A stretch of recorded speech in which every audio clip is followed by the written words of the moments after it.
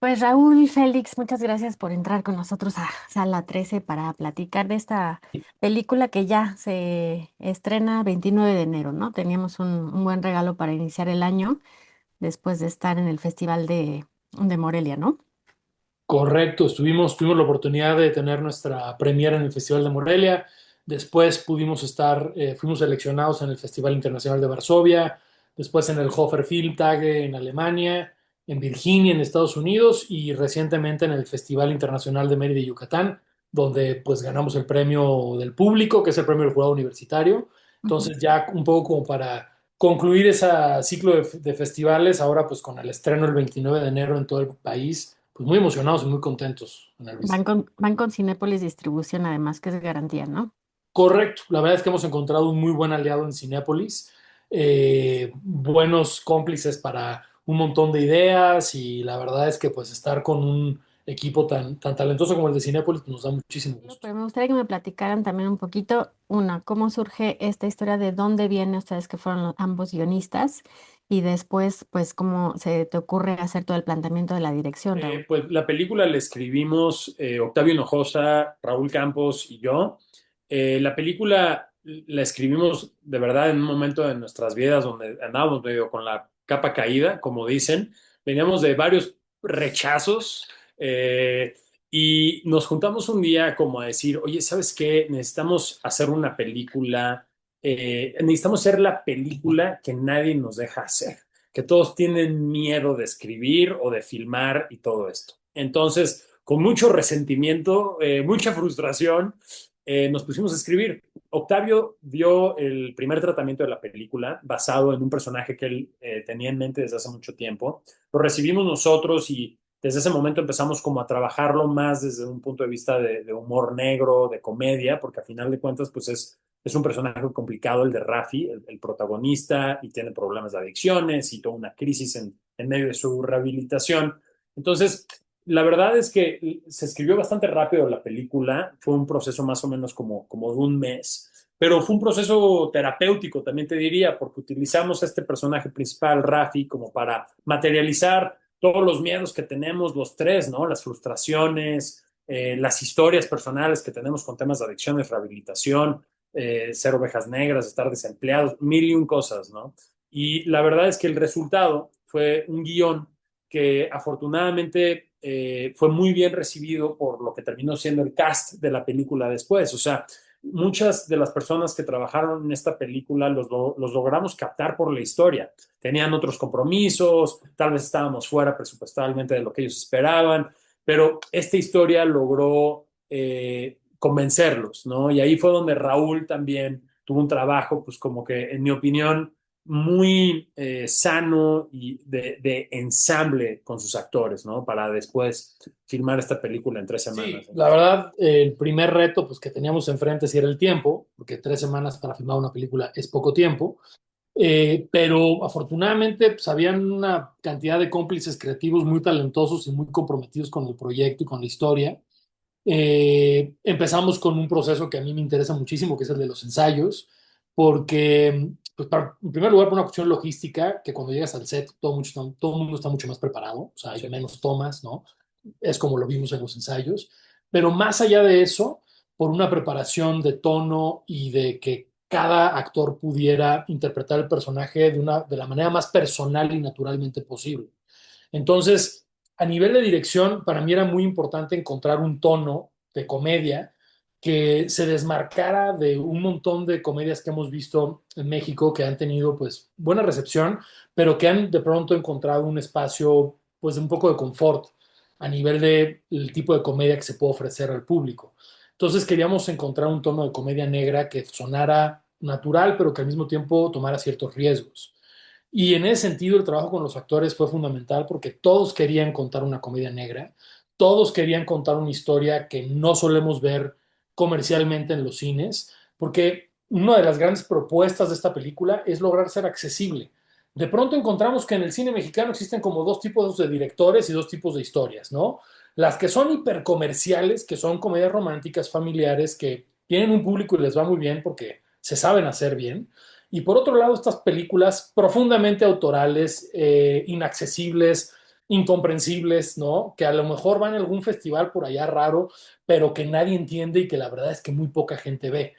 Y para nosotros era muy importante encontrar el espacio donde pudiéramos contar una historia que sí tuviera un punto de vista autoral, pero que al mismo tiempo fuera accesible para el público mexicano y se sintiera disidente al tipo de comedias que solemos ver en nuestro país.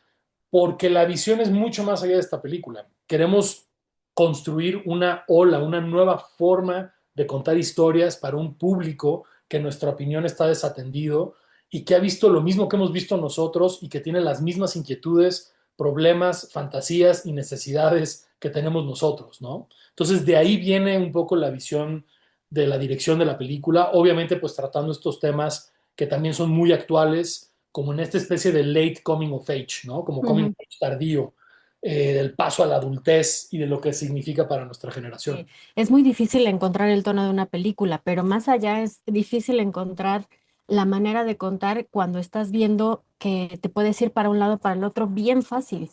Entonces, ¿cuáles fueron como sus no y cuáles fueron los, va, órale, sí, esto sí? Mira, yo creo que hay, o sea, seguir el miedo es un tema muy interesante que opera hacia los dos caminos de los nos y de los sís. Porque hay ciertas cosas que te dan miedo porque no quieres tomar los riesgos y aquí vale la pena tomar el riesgo, ¿no? O sea, aquí vale la pena decir, híjole, me da miedo que se reciba de tal forma y nosotros el riesgo es algo que seguimos mucho. Decimos, si esto va a provocar incomodidad o va a ser políticamente incorrecto o va a provocar una conversación, estamos identificando riesgo, el cual de pronto naturalmente tienes como aversión, pero quieres acercarte también. Entonces, ese es un camino para los sís. Y para los nos también aplican ciertos miedos en donde atiendes a lugares comunes, en donde de pronto dices, esta escena la podemos resolver así y sabemos que va a funcionar, pero estás tomando esa decisión por otro tipo de miedo, que es el que funcione porque ya sabes que funciona y ahí es donde vienen los nos. O sea, los nos vienen cuando de pronto estás recurriendo a fórmulas, cuando de pronto estás simplificando ciertos temas, cuando de pronto estás también subestimando a las audiencias. Entonces, esas son como grandes guías que tenemos, ahora sí que lideradas por una gran guía que es la autenticidad, la verdad, la honestidad brutal frente a los temas que tenemos, ¿no? Entonces, para mí eso es una guía de los sís y de los nos que se trabaja mucho en set con los actores. La verdad es que a mí me encanta trabajar en colaboración con los actores y realmente escuchar cuando uno de ellos cree que algo suena artificial o que su personaje va para otro lado, porque el cine, Ana Lucía, es uno de estos pocos formas de arte colectivos y hay que aprovechar que son colectivos porque tienes la posibilidad de crear algo con otras 200 personas, ¿no? Cada uno en sus distintos lugares. Y como director, te toca ser el filtro de un montón de decisiones y ser como el curador de los sís y de los nos, como bien dices, para lograr una pieza pues auténtica. Y eso es un poco como mi guía, ¿no? En el proceso de escritura también como que nos pusimos algunas reglas, ¿no? Dijimos, oye, como esta historia tiene el potencial de volverse muy dramática muy rápido, siempre entre los tres establezcamos un sistema como de contrapesos, ¿no? Y tengamos la libertad para decir, oigan, como que ya se nos pasó el drama aquí, ¿no? Hay que reírnos un poco, hay que tener un rompimiento, hay que, lo que sea. Entonces, esa era una de las reglas que teníamos. La otra regla que teníamos con respecto, sí, no era, esto siempre tiene que ser, o sea, comedia negra, pero tenemos que señalar, tenemos que hacer sátira, tenemos que mostrar la parte como más incómoda, luego, como dice Raúl, en vez de caer luego en el melodrama de las cosas, ¿no? Otra regla era que el tratamiento de ciertos chistes y todo esto, pues siempre que sea más chistoso que cruel, ¿no? Y si de repente es más cruel, que haya consecuencias. O sea, como que poco a poco vas creándole esta identidad a la película a través de las decisiones que tomas, de esos sís y nos que mencionas. Pero hay una cosa increíble, Ana Lucía, que es, una cosa es la película que escribes, otra cosa es la película que filmas y otra cosa es la película Evita. que editas. Entonces, esta conversación que tú mencionas, la hemos, o sea, ya siento que estoy como en un sueño, ¿no? En el Día de la Marmota, o sea, la hemos tenido en tantos niveles, Sí. escritura, producción, postproducción, o sea, que se vuelve como una constante oportunidad para volver a analizar cada una de esas decisiones, ¿no? Y otra es la película que el público ve. Obvio, obvio. 5 entradas a rehabilitación y 17 años después estoy igual que siempre. Eso sí, estoy bien sobrio, Oye, ¿eh? me parece muy interesante que, bueno, pues están en este proceso, obviamente, de recapitular y de ver y así va a seguir, ¿no? Y en unos años también será diferente la forma en la que están viendo lo que trabajaron y lo que quedó en pantalla. Y me parece también importante porque justo estamos hablando de romper, pero cuando estamos tratando un tema que tiene que ver mucho con la normalidad, como sea, que se defina, ¿no? Y me parece también que en ese sentido contrasta mucho esta parte de la sobriedad, porque bueno, yo siempre he pensado que hablando de vicios y adicciones, hay muchas cosas que no precisamente vienen en una botella o en una sustancia para que sean precisamente llamados vicios y para que sean malos, ¿no? Para la gente. Entonces, en ese sentido, me gustaría mucho que me dieran su definición justamente de sobriedad y justamente de lo que puede ser lo tóxico o lo normal. Sí, yo creo que es un gran tema el que tratas y la verdad es que sí tiene esas capas desde el título, la película, de entender la sobriedad no necesariamente relacionada a una de las muy conocidas adicciones, sino a la aspiración o al rechazo de una vida sobria, ¿no? O sea, de una vida que de pronto entienda que no toda la vida puede o tiene que ser extraordinaria todo el tiempo, en donde vivimos en un mundo donde de pronto pues este aparatito te está repitiendo una y otra vez que tu vida no es tan buena como podría ser, o que es incluso la peor imaginable en comparación a todo lo que se te expone, ¿no? Y es un malestar generacional. Entonces, para mí el asunto de la sobriedad es este justo medio, no desde, como decías, no desde lo tibio, sino desde el equilibrio en las cosas, ¿no? Sino desde el todo puesto en su debido contexto. Entonces, hay una cuestión de la comedia en donde siempre tiene que estar puesta en cierto contexto también. Y la verdad es que el hecho de haber abordado una tragedia como las adicciones y como la crisis generacional a través del género de la comedia negra es también una forma de equilibrar, es también una forma de buscarle cierta sobriedad a eso y el entender y recordar que tal vez la felicidad está en las cosas que tenemos enfrente pero no vemos, ¿no? En recordar esos vínculos, esas amistades, esas familias, esas experiencias que de pronto se pasan desapercibidas y que están muy lejos de este mundo y de esta fantasía extraordinaria que se nos promete y que no se nos cumple, ¿no? Porque de pronto, y hay una frase ahí en la película, pues a todos nos prometieron tener vidas extraordinarias, ¿no? O sea, todos somos tan únicos y todos somos tan... Hay tanto ensimismamiento, hay tanto narcisismo que te lleva a un punto del desánimo frente a una realidad que no corresponde a tu fantasía, ¿no? Ujú. Entonces, para nosotros la sobriedad tiene que ver con eso, tiene que ver con volver a buscar el espacio en donde puedes ser o tener momentos de felicidad, ¿no?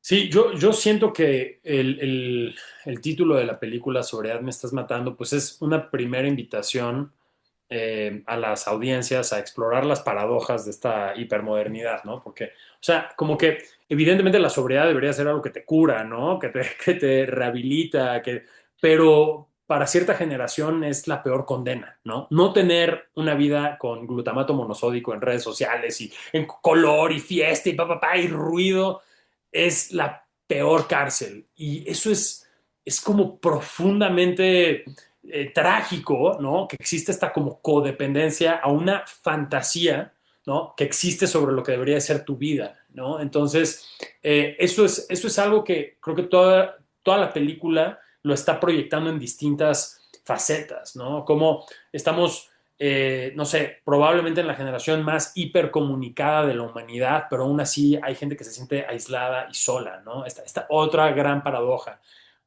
una civilización con una abundancia de recursos como nunca se había visto, pero aún así hay pobreza extrema, ¿no? Entonces, como que estas paradojas en las que vivimos, ¿no? Nos enferman, a final de cuentas.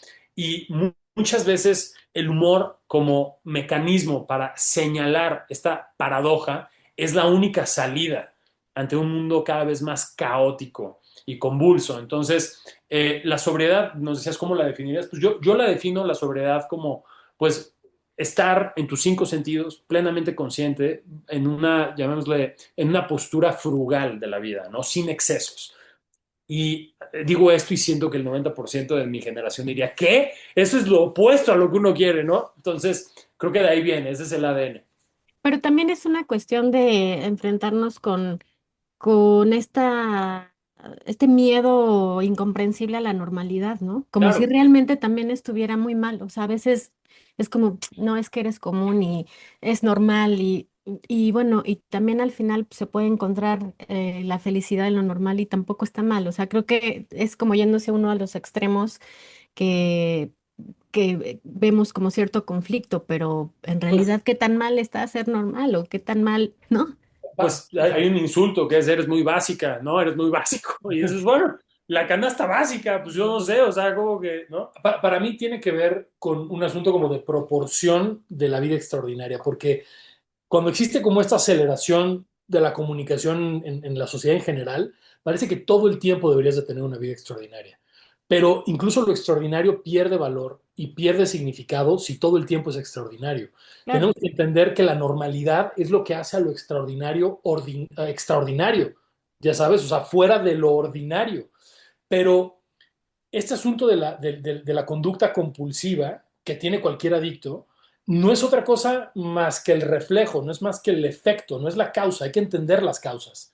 Y para nosotros es mucho más fácil comunicarlo a través de un adicto prototípico y entender sus causas de sus propias ansiedades y frustraciones y que el camino lo va a ir llevando hacia un lugar donde tiene que entender que la normalidad es ordinaria por algo, porque solo así puedes saborear los momentos extraordinarios, ¿no? Entonces, sí hay toda una narrativa y sí hay todo un tratamiento alrededor de la vida ordinaria y un regreso de la apreciación de lo normal, ¿no? También.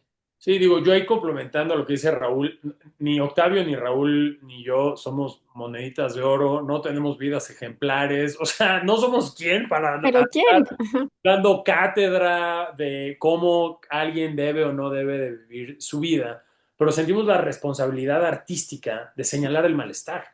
Entonces, o sea, como tú dices, si este malestar parte de entender la normalidad como algo malo, pues te acabas de condenar a vivir el resto de tu vida mal. O sea, eso es nomás como, porque el resto de la vida va a ser normal. Entonces, casi desde un punto de vista como estratégico, ¿no? Y creo que de ahí también parte como el, el, el asunto de que esto es una comedia negra. O sea, porque sí, la gente sufre. Nosotros no estamos invalidando su sufrimiento, pero las causas de su sufrimiento muchas veces son autoimpuestas, ¿no? Entonces, partimos como que de la postura, como lo tratamos en el guión y Raúl en la dirección y todo esto, como decir, no queremos ser ni moralinos, ni andar dando cátedra de cómo se debe vivir, pero sí vamos a señalar cuando algo sea absurdo y cuando esté dentro del control de nuestros personajes. De ahí sí nos vamos a burlar. Y ya por último, porque me hablaron de la producción y un poco de la filmación también, que siempre es algo que abordamos aquí en Sala 13, pues yendo justo a lo que estás mencionando un poco, Félix, que es esta parte de los personajes, y ahí nos encontramos pues con un abanico, ¿no? Y un abanico que no precisamente como todos los humanos, pues no es que sean ni buenos ni malos, sino que tienen sus matices, pero creo que hay cosas que resaltan mucho. Por ejemplo, es la relación que tiene Rafi con su mamá, interpretada por Mónica Dion, que saca muchas sonrisas y muchas incluso carcajadas sin quererlo, aunque la situación que están viviendo, pues como dices, es realmente dramática, pero creo que esta maldad o este conflicto que tienen ellos dos también de alguna manera refleja lo que muchas veces se tiene en las relaciones, ¿no? Es un no entendimiento o hasta un odio, podría decirlo, pero también algo muy, muy humano, ¿no? Y que duele, pero que está ahí. Entonces me parece que también la forma en la que cierran su relación es como, a ver, no quiero ni siquiera y siempre aquí spoileamos mucho, pero bueno, eh, no, no, sin dar más detalles, pero sí sin cerrarlo en una forma que sea todo tiene que terminar bien, de alguna manera, ¿no? O sea, creo que me parece em, también una idea creativa darlo por ahí. Pero ¿qué tal, qué tanto se exploró con esta relación de la mamá, con la relación del personaje que hace Maya, en fin, del amigo, que creo que hay como muchos puntos y muchos matices en todo el universo que rodea el personaje de Rafi, ¿no? Sí, digo, la verdad para nosotros esta constelación de personajes era muy importante que cada uno reflejara una faceta muy distinta del protagonista, porque el protagonista nos va mostrando distintos como matices de su propio personaje a través de la gente con la que se relaciona, ¿no? Definitivamente la relación con la mamá, con la magnífica Mónica Dion actuándola, pues era un poco como estos personajes o estas personas que de pronto somos difíciles de querer, ¿no? Que habemos muchos en el mundo y que me lo decía un chavito en Mérida, dice, es que esta es una película para los que somos difíciles de querer. Y digo, pues tal vez sí. Y la verdad es también para esas relaciones que no saben cómo quererse. Eso es un hecho, existe y es más común de lo que pensamos, ¿no? Ujú, No se saben relacionar de otra forma porque cualquier otra forma de relacionarse sería falsa, sería artificial. Entonces, tomamos ciertas decisiones en la película donde la expectativa narrativa de cualquier audiencia es, bueno, y aquí es donde se soluciona, ¿no? Pues, ¿qué crees? En la vida real eso no pasa así. En la vida real las cosas a veces terminan mal. En la vida real las cosas a veces no son como las imaginas. La película sí tiene un mensaje esperanzador en algún momento, ¿no? O sea, no es una película negativa en ese sentido, pero quiere acercarse a la realidad en donde todos los personajes de nuestra película son un poco adictos a algo y son fallidos por algo, ¿no?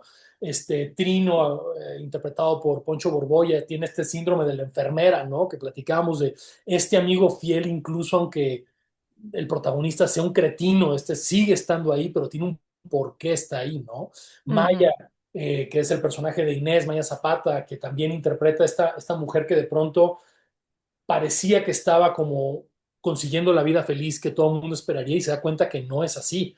O sea, como falsas promesas, ¿no? Entonces, cada personaje aborda un segmento distinto de lo que queremos contar sobre este malestar generacional del que hablamos, ¿no? Sí, yo ahí agregaría que de lo más sabroso que tiene uno como escritor en estos proyectos es encontrarle la historia detrás a los personajes en sus relaciones, ¿no? Porque como audiencia ves un momentito de su interacción, pero, o sea, la gente como que luego no ve lo que tuvo que haber pasado para que dos personajes hablen así, ¿no? Entonces, para que Rafi le hable así a su mamá y su mamá le hable así a Rafi, quiere decir que estos dos llevan décadas empeorando su relación, ¿no? Y sus formas de comunicarse, ¿no? Para que Trino trate así de bien a Rafi, algo tuvo que haber pasado que haga que le perdone todas, ¿no? Para que el personaje de Inés y Rafi sigan teniendo como que esta tensión romántica después de tanto, o sea, algo muy especial tuvo que haber pasado ahí atrás. Entonces, justo como que creo que luego las películas a las que más regresamos son las que le vas viendo detallitos, ¿no? La segunda, la tercera, la cuarta vez que la ves, ¿no? Y dices, ah, por eso se llevan así, ya entendí, es que estos tipos traen cola, ¿no? Entonces, el esfuerzo dentro de la mesa de escritores que tuvimos Octavio, Raúl y yo fue mucho eso, fue decir, oye, que nada sea gratuito, que nada sea falso, como dice Raúl, que todo sea auténtico y que cada uno de esos momentos entre dos personajes vengan como ya con años en el que este tren se está moviendo, ¿no? Y como audiencia nomás tuvimos el privilegio de ver una ventanita, ¿no? Entonces, yo siempre, cada vez que veo el corte de la película y todo eso, como que me empiezo a reír de lo que me imagino de lo que pudo haber pasado antes para tener ese tipo de conversaciones, ¿no? claro, y solamente como dices, vemos una parte y bueno, queda abierta también la posibilidad de, bueno, esto pasó aquí y Claro. pudo resolverse de muchas otras maneras. Muy bien, bueno, pues me encantaría seguir platicando. Espero que tengan un estreno ya así abierto, Gracias. que les vaya muy, muy bien.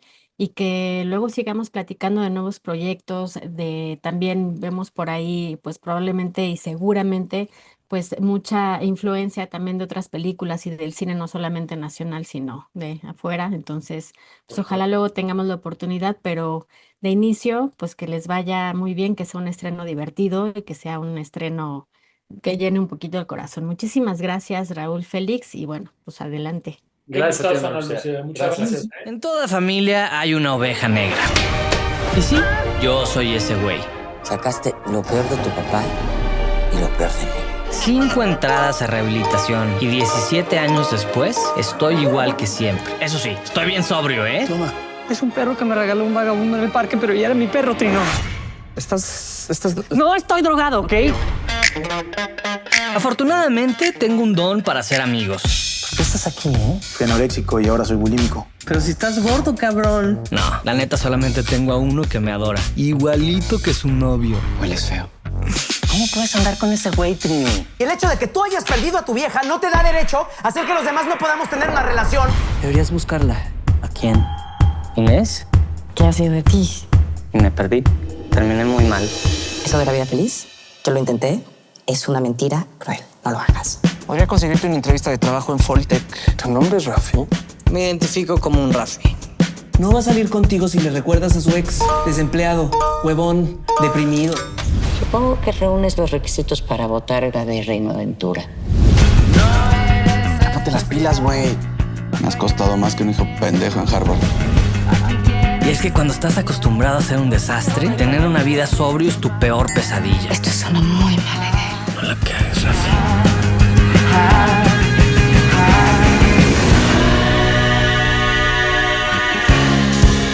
¿Te traigo su coche, joven? Sí, es la bici rosa amarrada al poste.